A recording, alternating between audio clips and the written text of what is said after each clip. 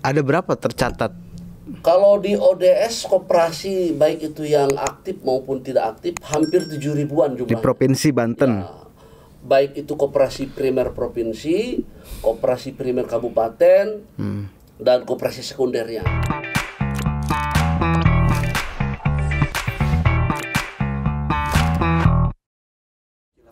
Assalamualaikum warahmatullahi wabarakatuh.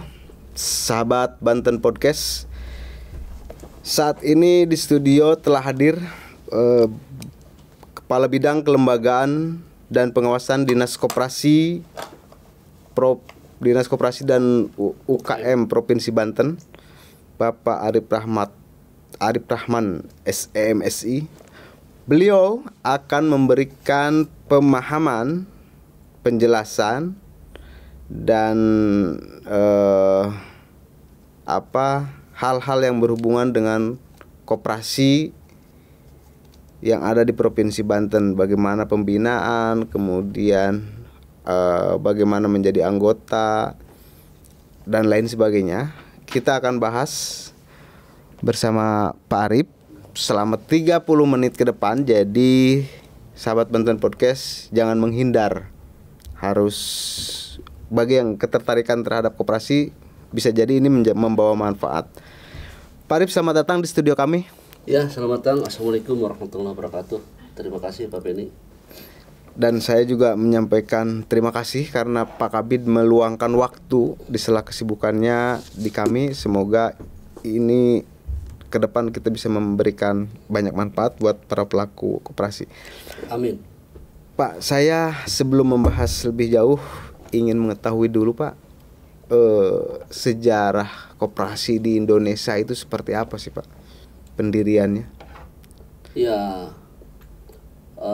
sebenarnya koperasi itu lahir di Eropa ya. Lahir di Eropa. Waktu revolusi industri, namanya juga kan koperasi dari bahasa Inggris, cooperation, artinya kerjasama. Kemudian saat itu kan banyak the founding father, tokoh bangsa yang sekolah di Eropa, di Belanda. Kemudian dibawa sebagai oleh-oleh dari Belanda dan diterapkan ke Indonesia. Karena memang koperasi itu jati dirinya persis dengan sifat-sifat bangsa Indonesia, yaitu kegotong royongan gitu ya, saling gotong meroyong. Masyarakat Indonesia itu sudah sejak zaman dulu. Bikin rumah aja kan zaman dulu gotong royong tuh. Satu kampung bangun rumah gotong royong. Nah, kalau di Indonesia sendiri itu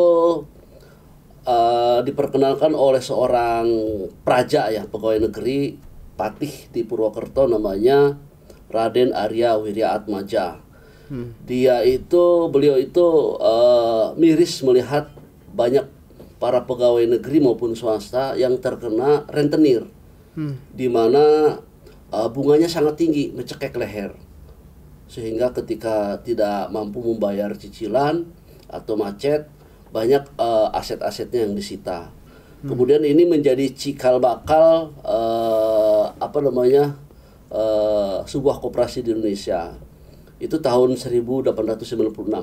Kalau tokoh koperasi di dunia sih kita semua tahu ya. Mungkin yang pernah belajar koperasi, Robert Owen itu 1771 sampai 1858. Tapi yang paling dikenal oleh kita bapak koperasi adalah Pak Muhammad Hatta. Muhammad Hatta. Iya, betul.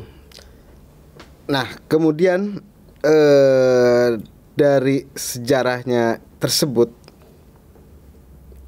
kemudian ditetapkanlah Hari Koperasi itu ya, setiap tanggal 22 Juli ya Pak?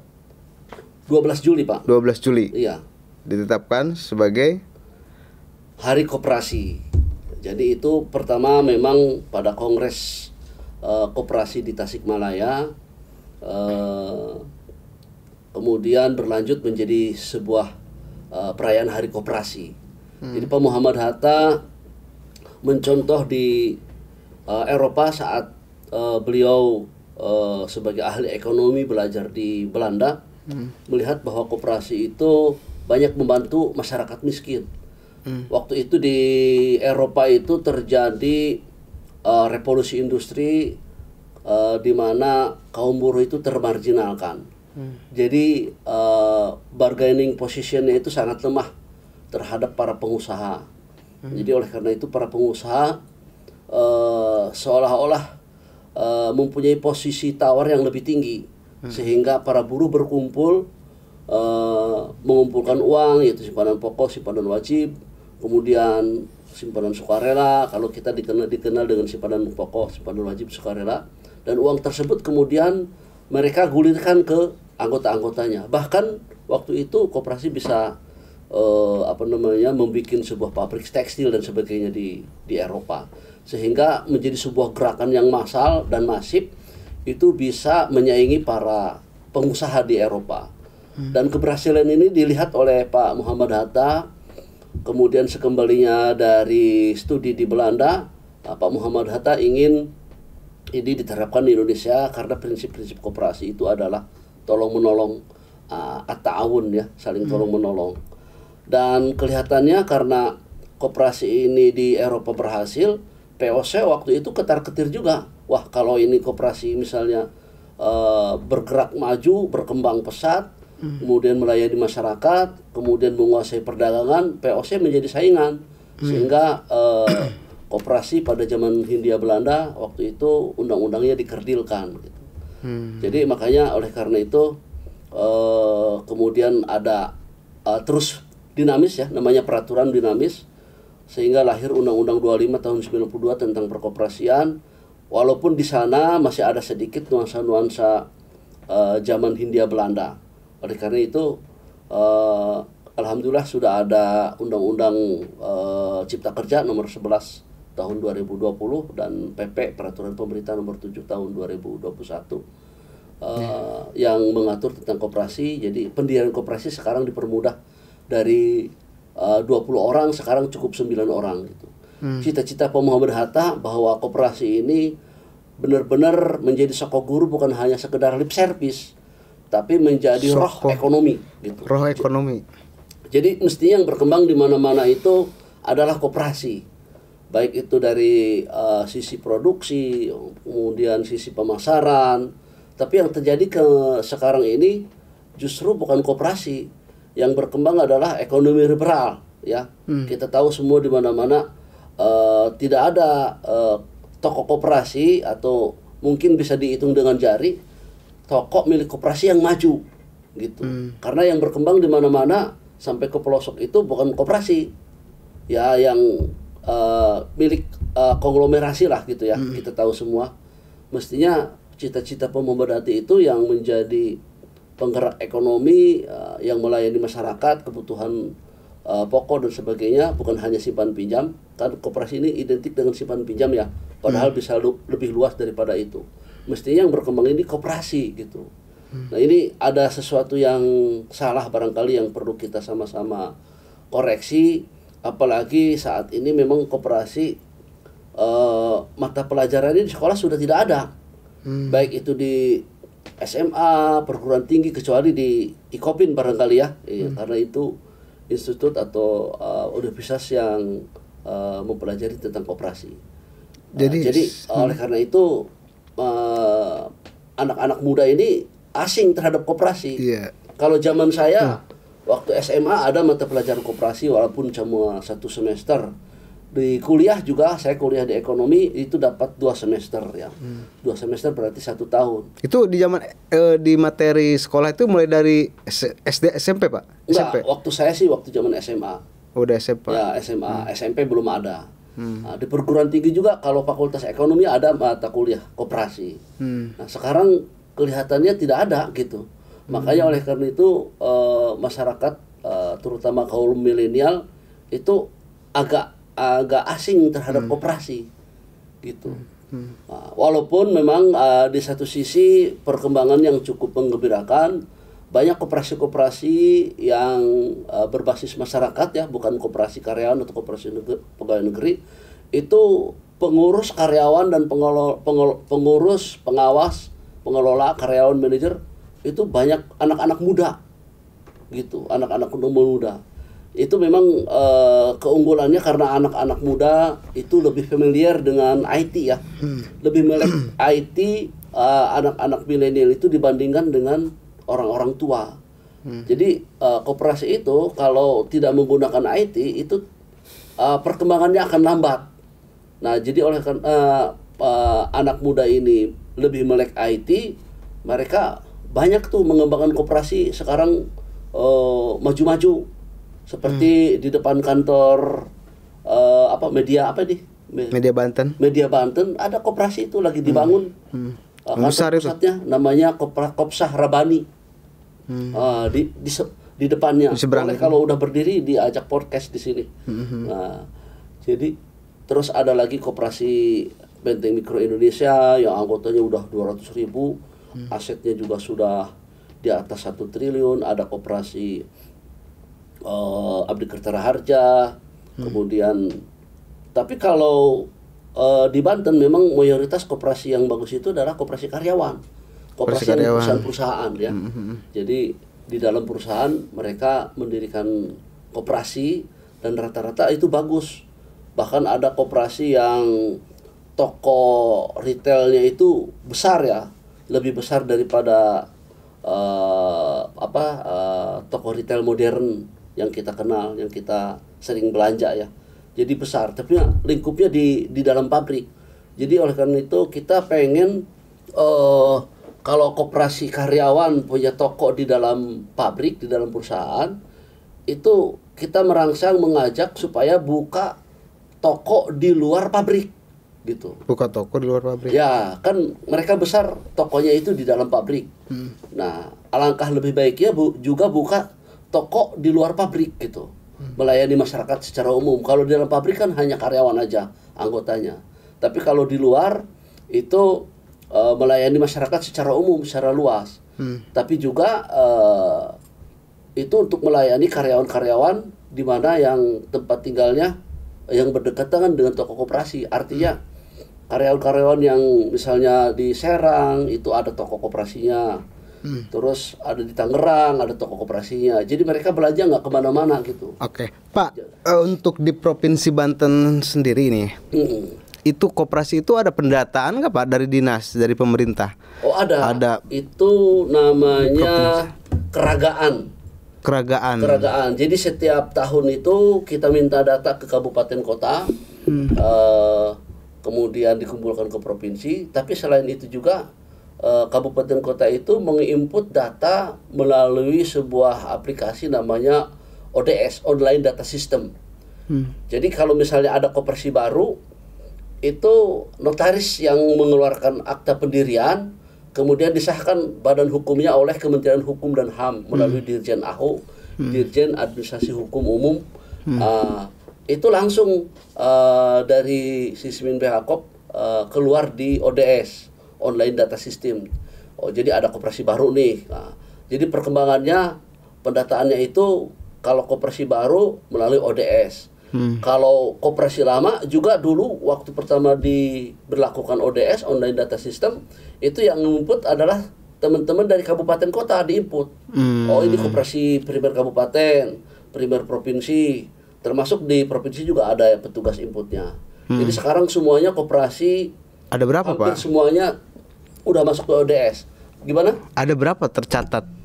Kalau di ODS koperasi baik itu yang aktif maupun tidak aktif hampir 7.000-an jumlahnya. Di Provinsi Banten. Ya, baik itu koperasi primer provinsi, koperasi primer kabupaten, dan koperasi sekundernya. Atau mungkin juga ada beberapa koperasi primer nasional.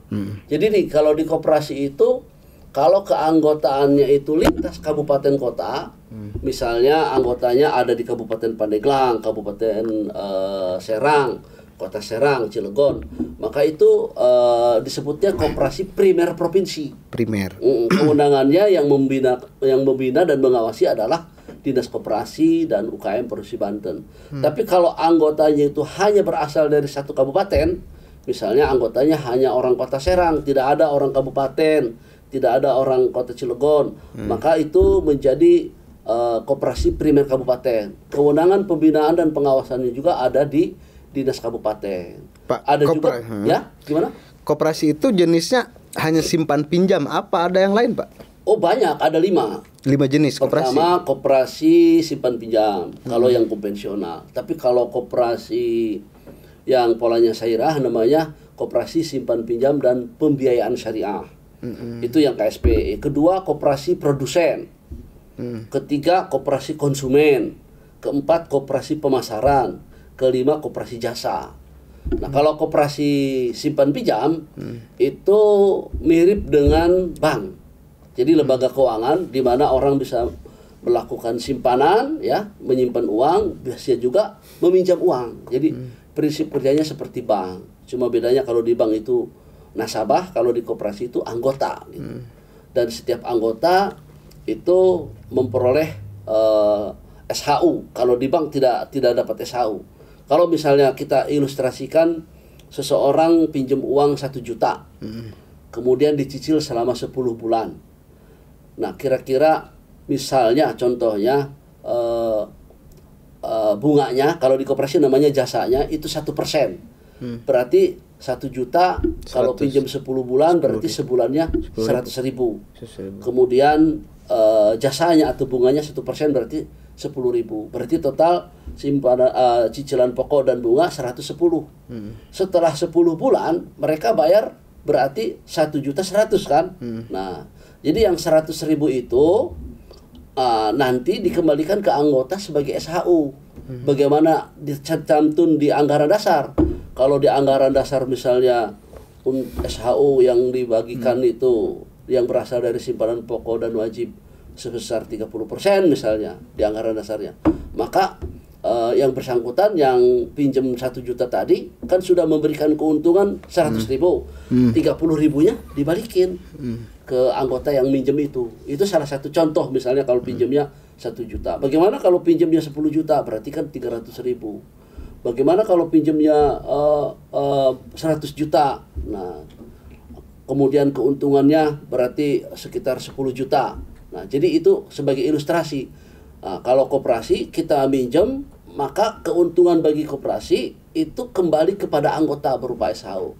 Kalau selain koperasi, keuangan lain tidak ada itu. Kalau udah lunas dapat pengembalian gitu. Oke, itu sifatnya yang simpan pinjam. Kalau koperasi yang produsen tadi. Kalau koperasi produsen di Banten memang jumlahnya sedikit ya.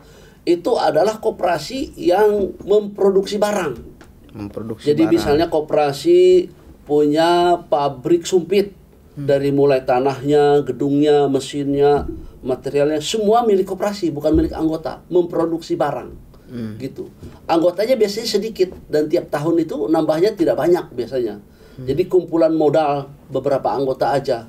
Misalnya yang terkenal misalnya di Jawa Barat ada namanya KPBS Pangalengan. Mulai dari sapinya, kandangnya, lahannya, mesin pengawet susunya itu milik koperasi, bukan milik anggota gitu. Itu namanya koperasi produsen. Jadi koperasi yang memproduksi raw material atau submaterial menjadi barang jadi. Jadi ada proses produksi gitu. Kemudian koperasi konsumen. Koperasi konsumen itu banyak unit usahanya. Ada unit usaha toko retail, kemudian ada perdagangan, kemudian boleh sebagai usaha tambahan itu unit simpan pinjam ya. Kemudian apalagi misalnya ada electrical engineering, perkebunan, kehutanan, perikanan. Nah, itu koperasi konsumen. Jadi unit usahanya banyak gitu. Kalau simpan pinjam hanya simpan dan pinjam gitu. Nah, itu tidak boleh ada unit usaha lain selain simpan pinjam. Pak, kalau untuk si koperasinya sendiri, ketika dia melakukan pekerjaan, misalkan koperasi ini punya modalnya disupport dari mana, Pak? Ya dari anggota, makanya ada simpanan pokok dan wajib. Jadi semakin besar simpanan pokok dan wajibnya, maka semakin besar modalnya koperasi tersebut gitu. Tapi bagi koperasi tidak bisa dia misalkan pinjam ke kerjasama dengan perbankan. Oh boleh sekali. Boleh aja ya. Boleh, asal koperasinya minimal sudah 2 kali RAT. kemudian punya NIK, punya sertifikat NIK, laporan RAT 2 tahun berturut-turut, terus kemudian ada surat penilaian kesehatan koperasi, punya rekening, punya NPWP dan sebagainya lah. Boleh sekali. Itu permodalan koperasi yang dari luar berarti namanya. Bisa. Sekarang kan di pusat ada namanya Lembaga Pengelola Dana Bergulir milik Kementerian Koperasi. Itu disalurkan hanya kepada koperasi dengan rate suku bunga pinjaman yang lebih murah daripada perbankan. Pemprov Banten punya binaan koperasinya banyak, Pak. Ada pembinaan nggak? Oh, pembinaan, ya kita terutama koperasi yang keanggotaannya lintas kabupaten kota atau yang saya katakan tadi koperasi primer provinsi itu selalu kita bina. Pembinaannya bukan hanya melulu dipanggil ke dinas, memberikan pelatihan, bintek, seminar, workshop, sosialisasi dan sebagainya, tapi juga pembinaan secara langsung. Karena kita terutama di bidang saya itu pembinaannya langsung datang ke koperasinya. Gitu. Sekaligus juga kita melakukan pengawasan, pemeriksaan dan penilaian kesehatan koperasi. Nah, di situ kita melakukan pembinaan biasanya. Oh, Pak, ini misalnya nih hati-hati nih. Bapak, menurut penilaian kita ini kreditnya macet terlalu tinggi, di atas 10%. Nah, kemudian kita misalnya, oh Bapak nih koperasinya belum menggunakan IT, ya, mohon menggunakan IT. Koperasinya nih Bapak koperasi konsumen, ada unit simpan pinjam, ini nilainya yang simpan pinjam udah di atas 5 miliar, berarti harus memisahkan diri, spin off dan sebagainya. Jadi ada pembinaan langsung, ada pembinaan secara tidak langsung. Pak, kalau mengetahui jumlah koperasi di Provinsi Banten itu sistemnya kan tadi kata Bapak dari online. ODS. Online. Kita masyarakat umum bisa melihat mana koperasi yang aktif. Jadi artinya bisa di nik.depkop.go.id. Nanti kita tampilkan. Itu bisa melihat semuanya. Nah, sekarang ini juga jenis koperasi apa, Pak, untuk banyak juga pemberitaan waspada terhadap koperasi bodong. Jenis koperasi yang kadang-kadang disebut bodong oleh dalam pemberitaan. Jadi bukan bodong, artinya koperasi yang legal, tidak melaksanakan prinsip-prinsip dan jati diri koperasi. Jadi koperasinya memang tidak bodong, ada akta pendiriannya, ada pengesahan badan hukumnya dari Kementerian Hukum dan HAM, ada izin simpan pinjamnya, tapi dia melaksanakan operasional perkoperasiannya itu tidak memenuhi prinsip koperasi. Jadi dia melayani kepada non anggota. Kalau koperasi itu yang simpan pinjam ya, kalau koperasi produsen, konsumen, jasa dan pemasaran boleh melayani ke non anggota. Tapi kalau koperasi simpan pinjam itu hanya kepada anggota. Jadi kalau melayani kepada non anggota maka itu harus sebuah PT. Karena sesuai dengan Undang-Undang Nomor 1 Tahun 2013 bahwa yang melakukan usaha simpan pinjam itu pertama koperasi, kedua PT. PT dalam hal ini biasanya bank, BPRS, BPR, bank umum dan sebagainya. Kalau koperasi bentuknya nggak boleh PT, harus CP. Koperasi ya koperasi bisa membentuk PT atau CP gitu. Jadi salah satu pemegang sahamnya. Jadi artinya kalau ada koperasi melayani kepada non anggota atau kepada masyarakat umum tapi tidak pernah dijadiin anggota, istilahnya calon anggota, tapi calon anggota seumur hidup, itu prakteknya sudah keluar dari jalur prinsip-prinsip dan jati diri koperasi. Dan biasanya koperasi yang menurut Bapak tadi istilahnya bodong, itu biasanya memberikan pinjaman kepada nasabah bukan anggota dengan bunga sangat tinggi. Sangat tinggi, di atas 30%. Nah, itu ciri pertama. Kedua, biasanya kalau sudah lunas pinjaman, anggota tidak pernah berhubungan lagi. Udah selesai aja. Nah, tapi kalau koperasi yang benar ya, walaupun cicilannya sudah lunas, tapi mereka masih punya kewajiban bayar simpanan wajib. Nah, ini kan nggak ada istilah simpanan wajib di koperasi bodong tersebut. Kemudian biasanya kalau tidak bayar-bayar, itu pinjamannya plus bunganya itu menjadi hutang pokok baru. Terus kalau nggak bisa bayar, tadinya pinjam 1 juta misalnya selama 4 tahun bisa 7 juta, dan asetnya biasanya disita. Kalau koperasi yang benar tidak ada penyitaan aset gitu. Oke. Kalau untuk dari hasil pengawasan Pak, di Provinsi Banten sudah ada berapa koperasi yang misalkan kena penalti atau kena tindakan sanksi terkait koperasi yang tadi itu yang agak ilegal, yang nakal itu? Ya, jadi kita tidak berhak untuk mencabut badan hukumnya. Yang jelas kita hanya bisa mengusulkan kepada kementerian, karena untuk pembubarannya sendiri itu harus melalui kementerian. Pembekuan. Ya, paling kita kasih peringatan. Kasih peringatan bahwa Bapak izin simpan pinjamnya tidak ada. Terus misalnya dia buka cabang di mana-mana, kita periksa izin buka cabangnya tidak ada. Terus misalnya dia melayani kepada non anggota, kita kasih peringatan bahwa kalau koperasi itu hanya melayani kepada anggota, kalau KSP ya, simpan pinjam. Jadi supaya yang calon anggota seumur hidup itu harus menjadi anggota gitu. Daftar sebagai anggota, ngisi formulir, membayar kewajiban simpanan pokok dan wajib dan sebagainya. Jadi kita melakukan pembinaan seperti itu. Tidak serta-merta langsung koperasi yang menyalahi prinsip-prinsip koperasi kita langsung tutup. Kita lakukan pembinaan dulu gitu. Kecuali sudah meresahkan. Misalnya ada pengaduan dari masyarakat bahwa banyak tuh Pak kemarin terjadi tuh. Misalnya koperasi mengatasnamakan koperasi, iming-iming, ayo nyimpen di koperasi, bunganya misalnya gede gitu, sehingga orang berbondong-bondong nyimpen. Setelah itu koperasinya kabur. Nah, kan banyak kejadian tuh. Iya, ada kejadian. Sering kan?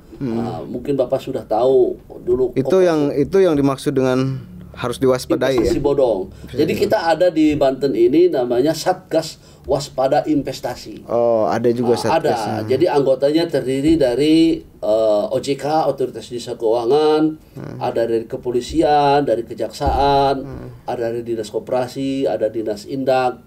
Nah, itu kita yang mengawasi biasanya Satgas ini. Baik. Sahabat Banten Podcast, karena kita terbatas waktu dan kemudian kita harus ini part 1, maka nanti akan lebih pembahasan detail lagi di part selanjutnya Pak. Siap. Kopi dulu. Kopi dulu. Harus ngopi dulu. Pesan-pesan sponsor dulu. Jadi biar Pak Kabidnya akan memberikan penjelasan lagi di part 2 selanjutnya. Demikian sahabat Banten Podcast yang bisa kita sampaikan hari ini. Terima kasih atas perhatiannya. Billahi taufiq wal hidayah. Assalamualaikum warahmatullahi wabarakatuh.